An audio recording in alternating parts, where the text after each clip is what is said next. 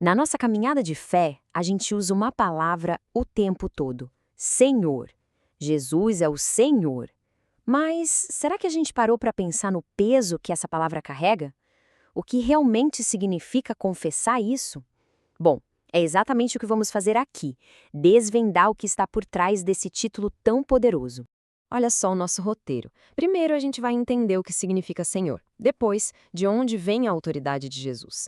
Aí, vamos usar uma metáfora bem legal, a de uma construção, para ver como uma vida é erguida sobre ele. E, por fim, o que quer dizer ter o governo sobre seus ombros. Vamos nessa. Então, começando pela pergunta principal. Quando a Bíblia chama Jesus de Senhor, o que ela quer dizer com isso? E já adianto, não é só um jeito educado de falar, tipo senhor e senhora.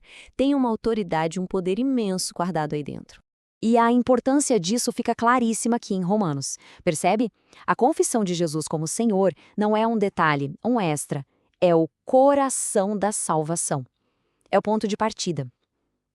Então a pergunta que não quer calar é: o que a gente está realmente confessando quando diz essa palavra? Para a gente entender de verdade, precisamos ir na fonte, lá no grego do Novo Testamento.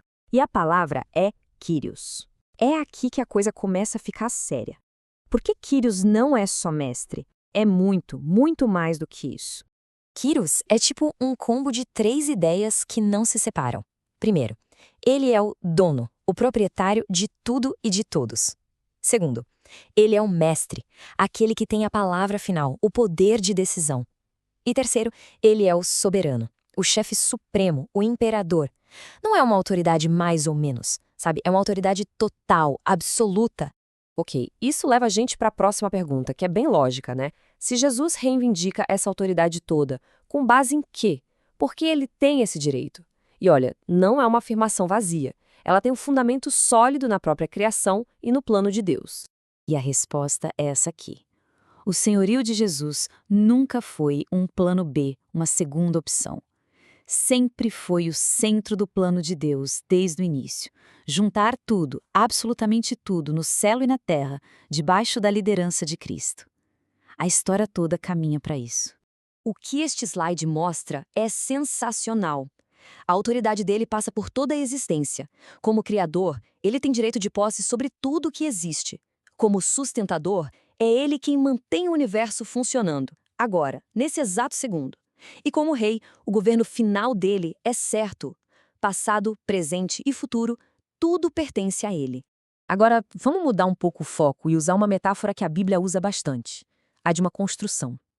Pensar na vida com Deus como um prédio sendo erguido ajuda a gente a entender o papel de Jesus como Senhor, de um jeito bem prático, bem visual. Em qualquer prédio, o que é essencial? O fundamento, o alicerce. E nesse nosso prédio espiritual, Jesus não é só um tijolo importante, ele é o próprio chão, a rocha firme onde tudo se apoia. Tentar construir em qualquer outro terreno, seja sucesso, dinheiro, religiosidade, é pedir para tudo desmoronar. A parábola dos 2 construtores que Jesus contou é a ilustração perfeita disso. Olha que interessante, os 2 ouvem a mesma palavra. O que faz a diferença total não é o ouvir, mas o praticar. Praticar é o que firma a nossa vida na rocha, que é o próprio Cristo. É isso que vai dizer se a nossa casa fica de pé quando a tempestade chegar. Mas a metáfora vai além do fundamento. Se Jesus é o Senhor, ele é também o padrão, a referência para cada parede que a gente levanta. Ele se torna as próprias ferramentas que o construtor usa para garantir que tudo fique reto, alinhado, no lugar certo. Vamos ver esses papéis um por um. Como pedra angular, ele dá a direção, o ângulo certo para o prédio inteiro. Como linha de medir, ele estabelece os limites do nosso propósito. Como fio de prumo, ele checa se a gente está reto, alinhado com Deus, sabe? E por último, como a pedra de cabeça, ele é a peça que finaliza, que coroa e completa o projeto todo. Então, o ponto central é este. Do alicerce até o telhado, não existe 1 centímetro dessa construção espiritual que não seja medido e alinhado pelo padrão de quem Jesus é. Ele é o projeto, o material e o mestre de obras, tudo ao mesmo tempo. E qual o resultado de morar nessa casa, construída na rocha e alinhada por ele? Significa viver debaixo do governo dele. E não é um governo que oprime, que aperta, é um governo que traz ordem, paz e um sentido para tudo. Séculos antes de Jesus nascer, o profeta Isaías já tinha cantado essa bola. Ele disse que o Messias não viria só para inspirar, mas para governar.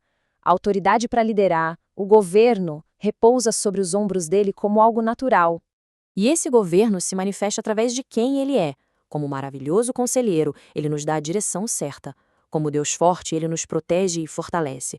Como Pai da eternidade, ele garante o nosso futuro. E como Príncipe da paz, ele nos dá uma tranquilidade que o mundo simplesmente não consegue oferecer.